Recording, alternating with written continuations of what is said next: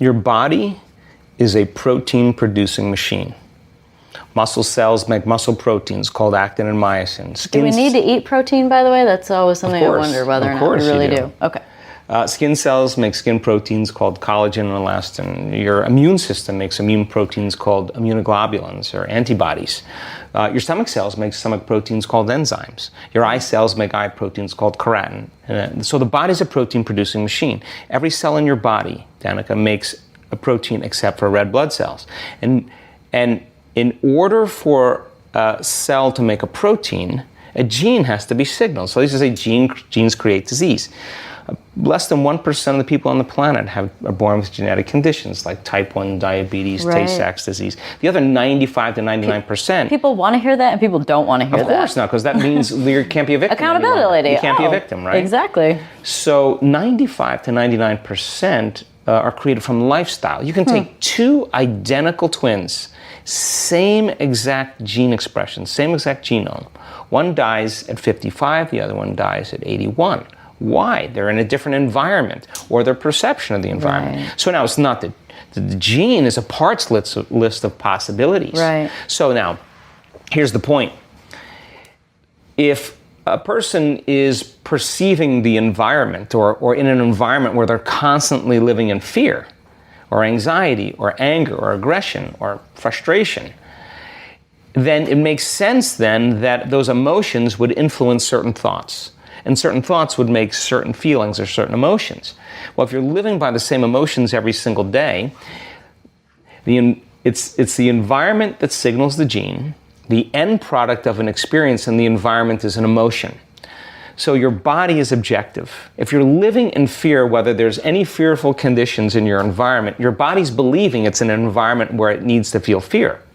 So then the person then keeps signaling the same gene because they're feeling the same emotion. They're responding to the same environmental condition. They're signaling the same gene. You keep making the same protein. You keep signaling the same gene over time. It's like taking a copy of a copy of a copy of a copy. All of a sudden, the body starts making a cheaper protein. The gene down-regulates, and now the body's moving out of balance. So then, here's the question. If you're thinking the same thoughts, making the same choices, demonstrating the same behaviors, creating the same experiences that produce the same emotions, and then those same emotions influence your very same thoughts, then your biology, your neurocircuitry, your neurochemistry, your hormones, and your gene expression is going to be equal to how you think, how you act, and how you feel. And how you think, how you act, and how you feel is called your personality. And your personality creates your personal reality. I love that. So if you're going to change your life, change your personal reality, you got to change your personality. You got to start changing your thoughts. You got to start thinking about what you've been thinking about and say, do I really want to think this? Like, you become the shepherd of your thoughts, the gardener of your own mind. You start to become aware of your unconscious habits and behaviors and say, my goodness, how am I speaking? How am I acting? You start looking at emotions that you live by every day and say, my goodness, I didn't even know it was guilt. It just feels like me.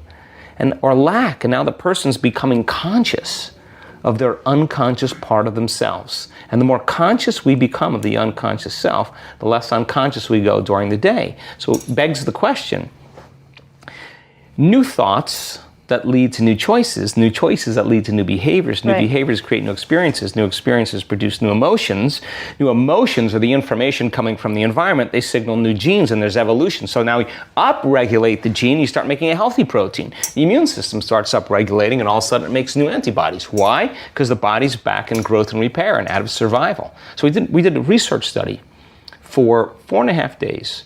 We took 35 randomly selected people, and we measured 7,500 different gene regulations. And what we want them to do is to think differently, make new choices, do different things, have new experiences, and feel new emotions. And we wanted to see in the end of 4.5 days if they were able to change their gene expression. And they had 8 genes in common. All of them shared the same gene expression of these 8 genes. 2 genes that suppress cancer growth and tumors. Genes to grow new neurons in your brain, not just make new connections, but grow new neurons. Genes that stimulate stem cells to go to damaged tissues that are dying and breaking down and repair them.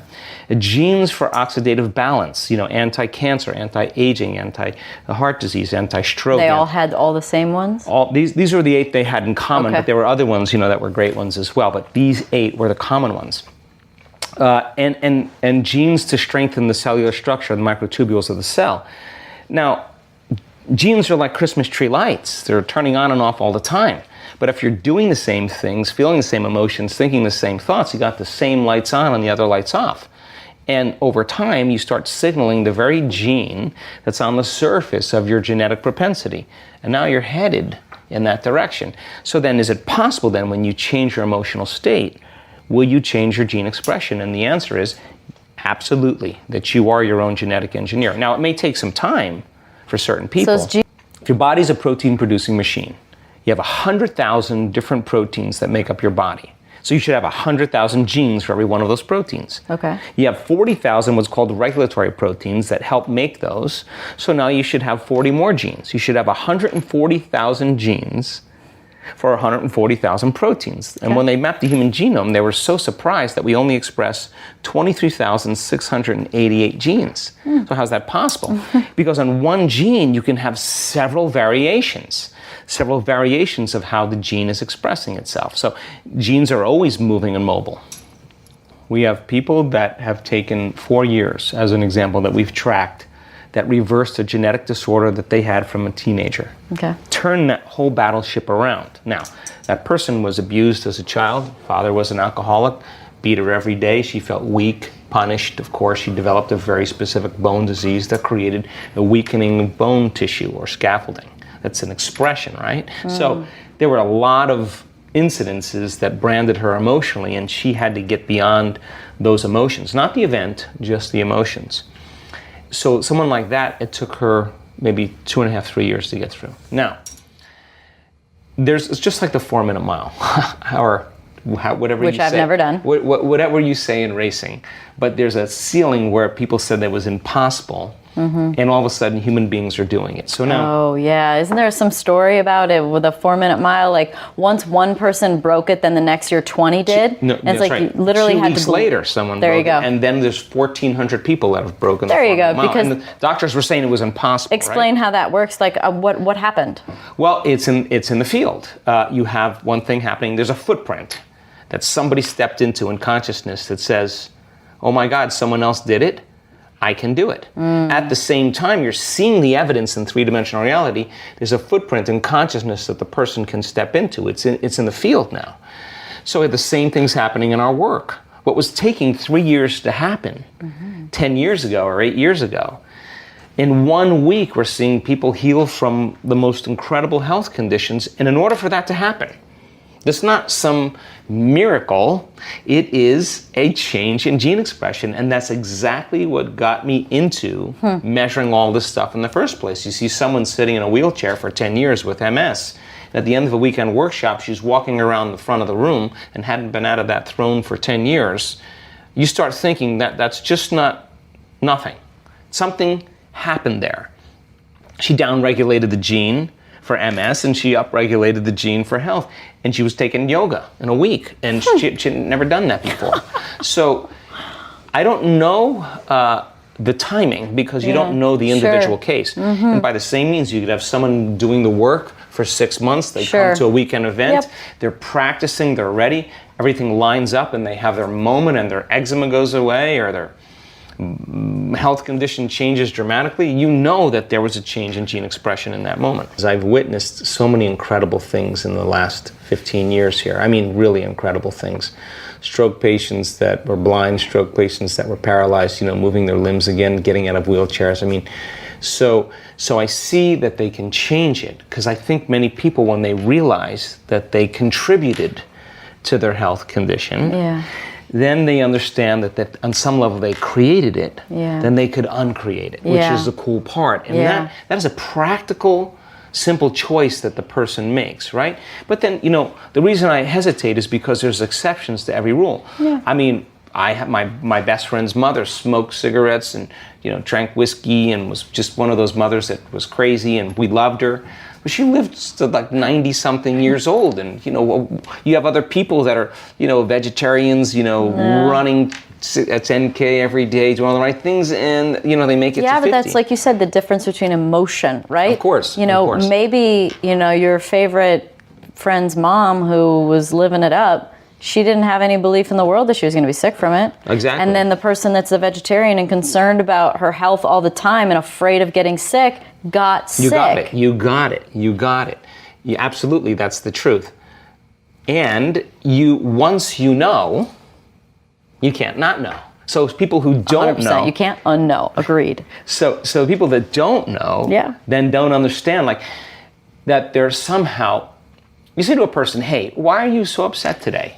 Why are you so angry today? Why are you so frustrated? Why are you in a bad mood today? And they'll say, oh, I was at this place with this person or these people and these things happened to me and now I'm feeling this way and I'm thinking this way. What they're really saying is that person or that situation was actually controlling the way they were feeling and thinking. So when things go well in people's lives, they say, hey, I'm in a good mood. Yeah. When things aren't going well in their life, they say they're in a bad mood. So they're victims to the environment, right? So now, your thoughts and feelings actually produce an effect in your environment. And when you begin to realize that when you change how you think and feel, you change your state of being, when you change your energy, you'll see a change in your life. Now, you got to be able to sustain that. You can't have a great meditation or do something inward and then get up in 5 minutes, go unconscious again. You're taking that and you have to bring it into your life and be able to sustain it. So then the person who's responding consciously or unconsciously to the conditions in their life, they don't know they're being a victim to their life. They're saying, oh, I have this health condition or this is my life, until you start figuring it out, until you start knowing. So knowledge then becomes the forerunner to experience. So every time you learn something new, you make lots of connections in your brain. Not a little, a lot. An hour of concentration, you'll double the number of connections in your brain from 1,300 to 2,600. But if you don't think about it, I did a whole lot of hours of concentrating in my life, so I'm pretty excited about that. Yeah, and look, the same. So let me finish that thought. I want to respond to that. So then you're laying down philosophical circuits in your brain. The more you think about it, the more you fire and wire those circuits. The repetition of thinking about it begins to install the neurological hardware in your brain in preparation for an experience. So the more you understand what you're doing and why you're doing it, then the how gets easier. So I now know, after all the research, you give people the right scientific information, and science is the contemporary language of mysticism, and they can turn to the person next to them and explain it, because that's what you'll do. I'll say, now explain that. If you can't explain it, it's not wired in your brain. It means there's something now that's going to be conjecturous, something you're going to just have a little superstition about. You're not going to really understand what you're doing and why if you can't explain it. If you can't explain something simply, you don't understand it well enough. That's exactly. But when you can explain it, the model of understanding, you have the hardware in place. Yeah, you've digested it. You set up the conditions and put people in the experience. If they get their behaviors to match their intentions, they're going to have an experience. Experience then enriches the circuitry, but the end product of the experience is the payoff. That's the emotion. When you start to feel unlimited, when you start to feel abundant, when you start to feel free, now your body's getting the chemical instruction to understand what your mind was understanding. Now you're embodying the knowledge. And then you do it again. There you go. And then all of a sudden you start to master the philosophy, and over time then, you begin to create a state of being. That means that you've memorized an internal state. It's subconscious, it's a skill, it's a habit. And you know that you know how to do it. You don't have to think about it any longer, right? Yeah. So our job then is to start as philosophers, then initiates, then masters. Knowledge, experience, wisdom, mind, body, soul, thinking, the doing, the being, learning with your head, applying with your hands, knowing it by heart. And so when people follow those steps, we're starting to see this 4-minute mile thing go on. And then if I get somebody on the stage and I say, tell them your story. And the lady says, well, I'm from Holland. I had stage 4 cancer. The doctors told me I wouldn't live more than 3 months. I tried these things and nothing worked. And I just went to the event in Mallorca. I'm here in Cancun for my second event. I have no cancer in my body. Now there's people in the audience with cancer, and they're looking at her and they're saying, well, she doesn't look like a movie star. It's not a Hollywood version of a great. She had some bumps along the way. but it's evidence. And when you start seeing that kind of piercing of that 4-minute mile, that level of consciousness, that footprint is there in consciousness for people to step into.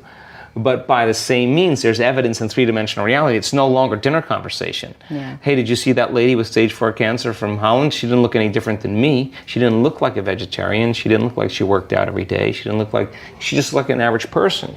So everybody starts relating with that, and you look in the audience when that person's telling the story, and there isn't a person looking away.